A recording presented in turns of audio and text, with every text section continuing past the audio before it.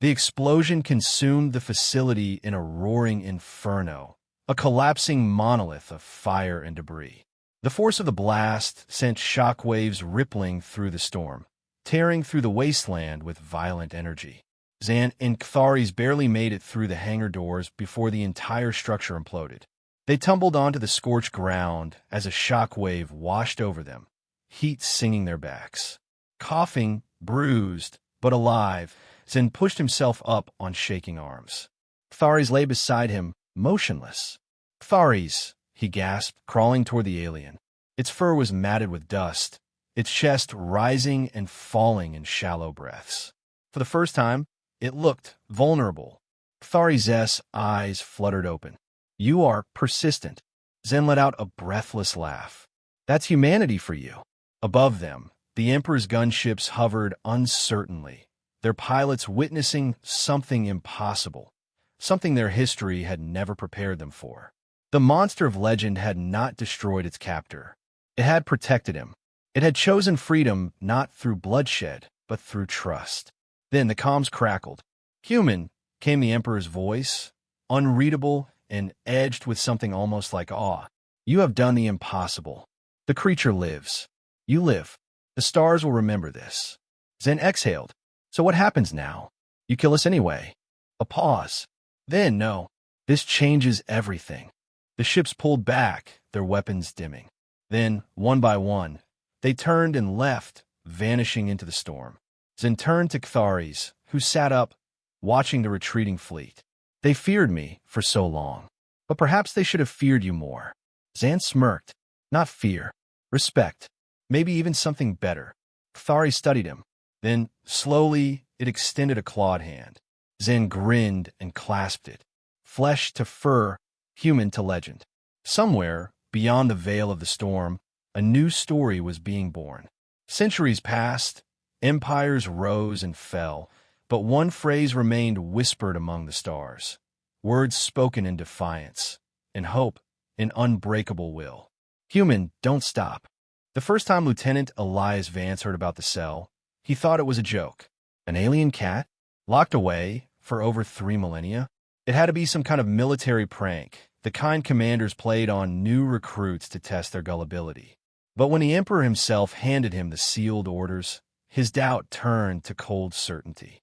Vance was no stranger to unusual assignments. A decorated soldier turned diplomatic envoy, he had spent the last decade navigating the treacherous waters of interstellar politics. He'd seen entire species that communicated through scent, civilizations built on sentient fungal networks. And once, he'd even survived a week aboard a starship crewed entirely by carnivorous jellyfish. But nothing in his extensive experience had prepared him for this. The Imperial Prison Complex was a relic from an age before humanity had joined the galactic stage. Built by the long-extinct Zarnathi Empire, it had become little more than a crumbling fortress orbiting the dead world of Kethra 7. Its prisoners had been forgotten, its guards reduced to automated drones that still carried out their tasks with mechanical precision. No one had been assigned here in centuries. No one had dared. Until now. The orders were simple. Enter the prison. Locate Cell 73 Delta. Deliver sustenance to its occupant. Report back. The journey to Kethra 7 was uneventful, but the silence that met him as he stepped off his shuttle was oppressive. The air smelled of rust and decay, a metallic staleness that clung to his tongue. Towering walls of obsidian-like stone loomed over him, etched with the faded sigils of a long-dead empire. Automated turrets tracked his movements, their targeting systems barely operational. Inside, the corridors stretched on like veins through a lifeless husk. The prison was still powered, barely. Dim emergency lights flickered overhead. Security drones hovered in place, their optic lenses dull, as if the centuries had worn down even their artificial vigilance. Vance followed his navigator's map, his boots echoing against the cold floor.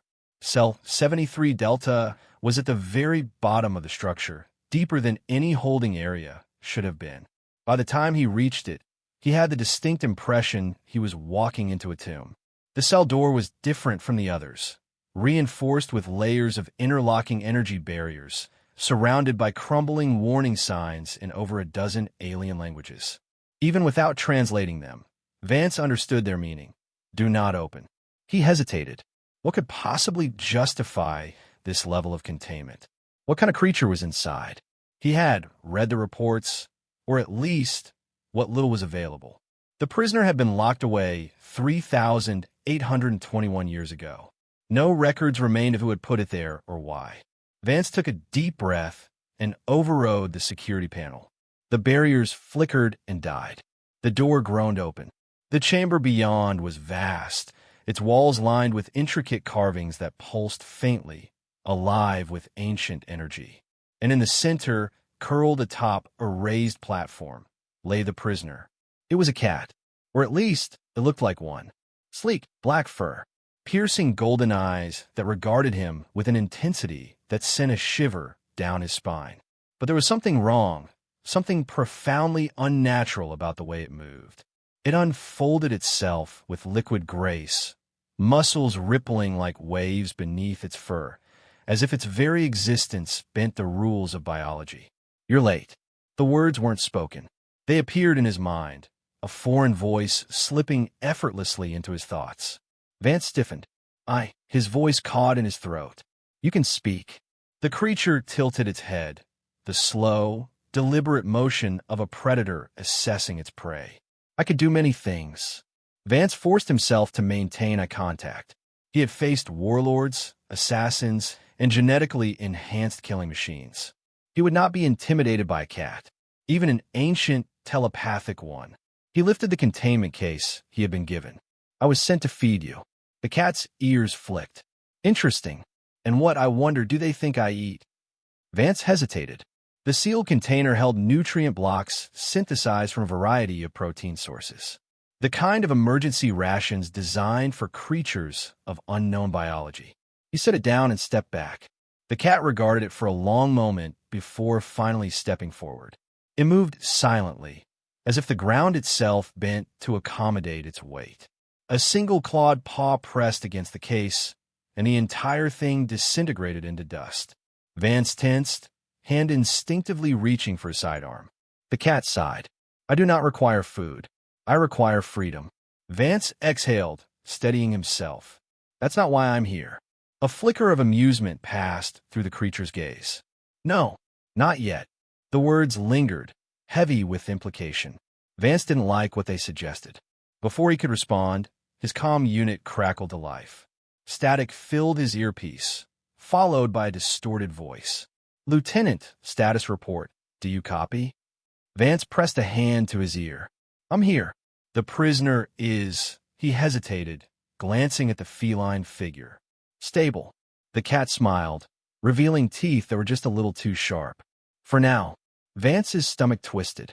He had the unsettling feeling that he had just stepped into something far bigger than he had been led to believe, and that this was only the beginning. The next morning, Vance awoke to an unsettling presence in his mind, a whisper just on the edge of perception. He sat up abruptly, hand instinctively reaching for his weapon. The cat was still in its cell, watching him through the bars like a predator studying prey. You dream loudly, human, it murmured into his thoughts. Vance shook his head, trying to rid himself of the lingering sensation of something vast and unknowable brushing against his consciousness. Stay out of my head. The cat blinked slowly, its golden eyes glowing faintly in the dim light. A simple request, though not an easy one. Your kind is fascinating. You do not know how to listen, yet you are impossible to ignore. Vance ignored the cryptic remark and focused on his task. He had been ordered to monitor the creature, and he intended to do just that. But as the hours passed, he couldn't shake the growing unease that settled over him. The prison was too quiet. The automated systems, while functional, seemed almost hesitant, as if something unseen was disrupting their processes. Then the alarms blared. Red lights flared to life, casting jagged shadows across the walls. A metallic voice crackled through the ancient intercom system. Containment breach detected. Unauthorized activity in Sector 3. Security response required. Vance swore under his breath, drawing his sidearm. He turned to the cat. Is this your doing? The creature stretched, its sleek body moving with unnatural fluidity. Not yet, but I suggest you move quickly. We have visitors. Vance didn't waste time questioning. He sprinted toward the upper levels, his pulse hammering in his ears. Something was very, very wrong, and he had this sinking feeling that the cat wasn't the most dangerous thing in this prison anymore. Zan's pulse pounded as he led Ktharis through the dim corridors of the ancient prison, his mind racing. The facility was in worse condition than he had thought. Walls crumbling, systems barely holding together. The weight of history pressed down on them, the air thick with dust, and something older. Something watching. You seem unsettled. Human, Ktharis observed, its glowing eyes flicking to him. Yeah, well, turns out being hunted by an empire makes me nervous, Zan muttered, checking her surroundings. The security forces would come soon. They had to move fast. But then, Ktharis halted. Its fur bristled. We are not alone. A chilling noise echoed through the halls, claws scraping against metal. A low growl, guttural and wrong. Then, from the darkness, they emerged. They were nothing like the soldiers outside. No armor, no insignias. Just twisted, starved creatures, their bodies once feline, but now deformed by centuries of isolation. Their hollow eyes burned with madness. Ktharis went rigid. The forgotten ones, my kin, left to rot. Zan's stomach turned. They don't look friendly. The creatures lunged.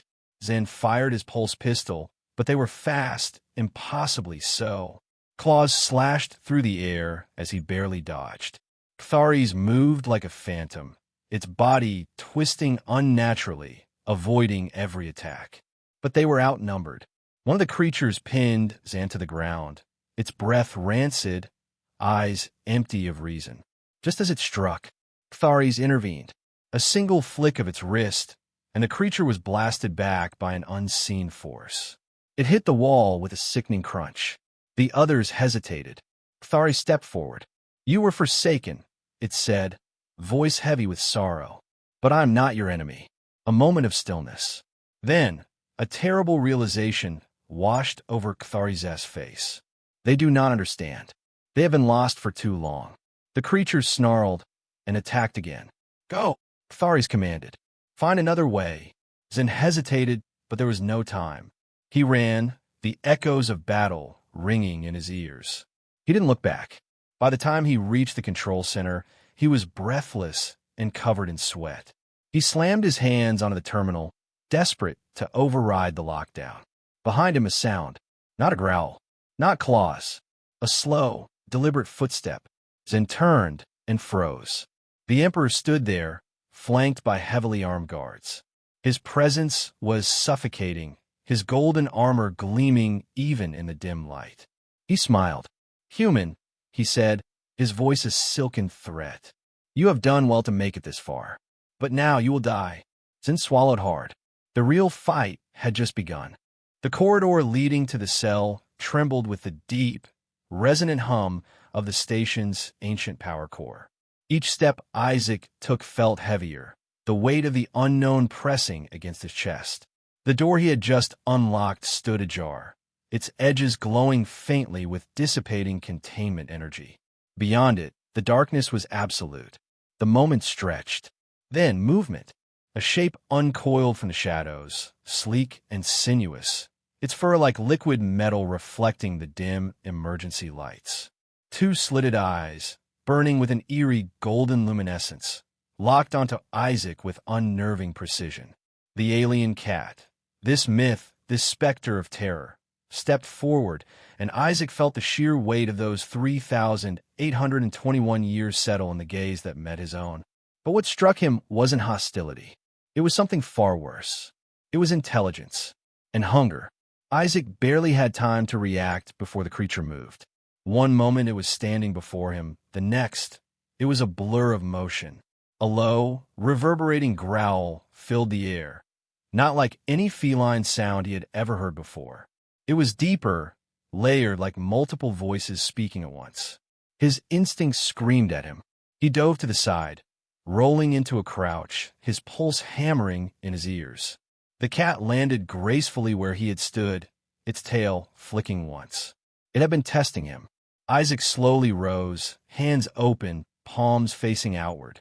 "I'm not here to fight you," he said, his voice steady despite the hammering in his chest. "I brought food." The creature's gaze flicked to the container he had dropped in his dive. The scent of fresh meat filled the air. Then, something unexpected happened. The cat hesitated. For a heartbeat, its eyes softened. Not in weakness, but in something deeper, something Isaac couldn't quite name. A flicker of something ancient. A memory. And then, like a shadow passing over a sunlit surface, the moment was gone. The creature's muscles tensed again, its slitted eyes narrowing. Isaac swallowed hard. This was it. The moment of truth. Would the alien cat accept his offering? Or would it tear him apart? Isaac didn't breathe as the alien cat's golden eyes bore into him. The tension between them was a living thing, stretching tighter with each passing second. Then, in a single fluid motion, the creature stepped forward. Its elongated pupils flicked between Isaac and the sealed food container on the floor. He dared not move too quickly. Instead, he reached out slowly, pressing the release on the container. The moment the lid popped open, the scent of preserved meat flooded the air. The cat's muscles tensed, not in aggression, but in longing. For the first time in 3,821 years, it had food. Isaac watched, spellbound, as the alien predator, this thing that had terrified an empire, lowered its head and sniffed the meal. Then, with a careful grace, it took the first bite. A shudder passed through the creature's frame. Its luminous eyes fluttered for a fraction of a second, and a sound, deep, resonant, almost like a purr, rumbled from within its chest. Isaac exhaled, realizing only then that he had been holding his breath. But relief was short-lived. The chamber's lights flickered. A high-pitched whine filled the air. Isaac's stomach twisted. He knew that sound. The station's ancient security system had finally woken up. The Emperor had warned him that unlocking the cell might trigger forgotten defenses, and now the walls trembled as mechanisms older than human civilization ground to life. A hidden panel in the ceiling hissed open, and from it, a dozen mechanical arms unfolded, each ending in a glowing energy blade. The station still considered the alien cat a threat, and it was about to eliminate that threat. The cat's ears flattened, its tail lashing as it crouched low, ready to fight. Isaac's mind raced. He had no weapons, no way to shut down the system. His only advantage was the one thing no one had tried in nearly 4 millennia. He stepped between the cat and the advancing weapons. The automated arms hesitated. Their targeting algorithms adjusted. Isaac raised his hands, voice steady. "Stand down." A warning beep echoed. The blades pulsed brighter. But he wasn't backing down. "This being is under the Emperor's protection," Isaac continued, his voice commanding. "Harm it, and you defy the Empire itself." The room trembled. The arms twitched. And then, slowly and possibly, they retracted. The security panel hissed shut. Silence fell. The cat stared at him, unreadable. Then ever so slightly it inclined its head, not in submission, not in gratitude, but in recognition. A human had stood for it. Isaac swallowed hard.